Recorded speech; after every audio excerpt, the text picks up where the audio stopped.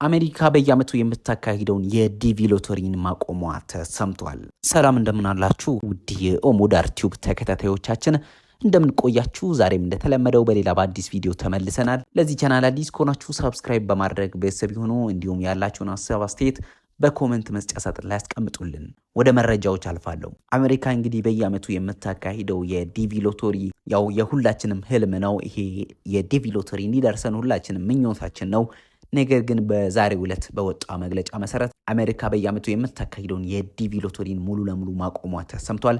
ፕሬዚዳንት ዶናልድ ትራምፕ ባለፈው ሳምንት በብራውን ዩኒቨርሲቲ በተፈጸመው የጅምላ ጥቃት 2 ሰዎች መገደላቸውን ተከትሎ የአሜሪካን የግሪን ካርድ ሎተሪ ወይንም ዳይቨርሲቲ ቪዛ ወይንም በተለምዶ ዲቪ እያልን የምንጠራውን ማገዱ ተሰምቷል። ለዚህ ምክንያት የሆነው ደግሞ ጥቃቱን ፈጽሟል ተብሎ የተጠረጠረውና ሐሙስ ዕለት ሞቶ የተገኘው ፖርቹጋላዊው በአውሮፓውያኑ 2017 ዲቪ ሎተሪ አሸንፎ ወደ አገሪቱ የገባ ሲሆን ግሪን ካርድም ተሰጥቶት እንደነበር ነው የሚነገረው። የአገር ውስጥ ደህንነት ሚኒስትር የሆኑት ክሪስት ኖም በዚህ አስከፊ ፕሮግራም አሜሪካውያን ከእንግዲህ እንዳይጎዱ ለማረጋገጥ በሚል ትራምፕ በሰጡት መመሪያ መሰረት የዲቪ መርሃ ግብሩን ለጊዜው እንዲያቋርጥ መደረጉም ተናግረዋል። የአሜሪካ ባለስልጣናት ተጠርጣሪው የ48 ዓመቱ ክላውዲዮ ኔቪስ ቫላንቴ በዚህ ሳምንት የማሳቹሴትስ ቴክኖሎጂ ተቋም ፕሮፌሰርን ገድለዋል ብለው እንደሚያምኑ ተናግረዋል። የዲቪ ሎተሪ ፕሮግራም በአሜሪካ በስደተኞች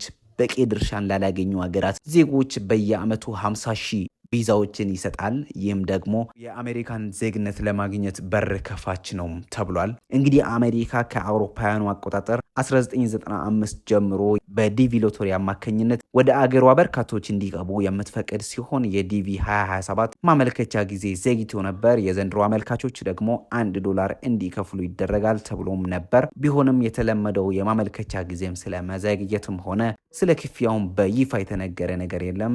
እንግዲህ ፕሬዚዳንት ዶናልድ ትራምፕ ወደ ስልጣን ከመጡ ጊዜ ጀምሮ ወደ አሜሪካ የሚገቡ ስደተኞች ቁጥር ለመቀነስ የተለያዩ እርምጃዎችን እየወሰዱ እንደሚገኙ ይታወቃል። በአገሪቱ ውስጥ የሚገኙ ሰነድ አልባ ስደተኞችንም ወደ መጡበት ለመመለስ ትኩረት አድርጎ እየሰሩ መሆኑም ይታወቃል። ባለፉት ሳምንት አንድ የአፍጋኒስታን ስደተኛ በዋሽንግተን ዲሲ 2 የአሜሪካ ብሔራዊ ዘብ አባላትን በጥይት ተኩሶ አንዷን ከገደለ እና ሌላኛውን ካቆሰለ በኋላ የትራምፕ አስተዳደር ከ19 ሀገሮች የመጡ ስደተኞችን የመኖሪያና የስራ ፈቃድ ላይ ዳግም ፍተሻ እንደሚያደርግ አስታውቆ ነበር። ከዚህም በተጨማሪ አፍጋኒስታውያንን ጨምሮ የበርካታ አገራት ስደተኞችን የጥገኝነት ጥያቄ ሂደት በማቆም የህገወጥ ስደተኞች ቁጥር ለመገደብ ተከታታይ እርምጃዎችን እየወሰደ ነው እንግዲህ የተባለው። ነገር ግን አሁን ላይ ዛሬ በወጣው መግለጫ አሜሪካ በየዓመቱ የምታካሂደውን የዲቪ ሎተሪን ለጊዜው ማቆሟ ነው የተሰማው። ይህም እንግዲህ በርካቶችን ያስደነገጠ ያሳዘነ ጉዳይ ሆኖ አግኝተነዋል። ዘገባው የቢቢሲ ነው። እንግዲህ የኦሞዳር ቲዩብ ተከታታዮች ከዚህ ጋር ተያይዞ ያላችሁን ሀሳብ አስተያየት በኮሜንት መስጫ ሳጥን ላይ ማስቀመጣችሁን እንዳትረሱ። ለዚህ ቻናል ደግሞ አዲስ ከሆናችሁ ሰብስክራይብ ማድረጋችሁን እንዲሁም ደግሞ ቪዲዮን ላይክ ማድረጋችሁን እንዳትዘነጉ። መልካም ምሽት።